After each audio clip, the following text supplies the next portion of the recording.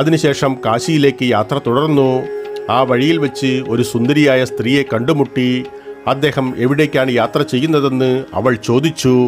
ഗംഗാ നദിയിലെ പുണ്യജലത്തിൽ അമ്മയുടെ ചിതാഭസ്മം നിമഞ്ജനം ചെയ്യുവാൻ പോവുകയാണെന്ന് സുവാദൻ അവളെ ധരിപ്പിച്ചു.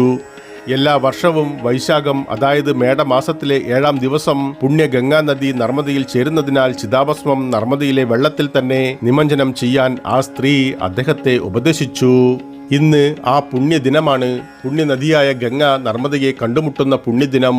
നർമ്മദയിലെ വെള്ളത്തിൽ ചിതാഭസ്മം നിമഞ്ജനം ചെയ്യുന്നത് നിങ്ങളുടെ അമ്മയെ ദിവ്യമായ വാസസ്ഥലം നേടാൻ സഹായിക്കുമെന്നും അവൾ അവനോട് പറയുന്നു. ആ സുന്ദരിയായ സ്ത്രീ മറ്റാരുമായിരുന്നില്ല, ദേവി ഗംഗ തന്നെയായിരുന്നു. സുവാദനെ ഉപദേശിച്ച ശേഷം അവൾ അപ്രത്യക്ഷയായി.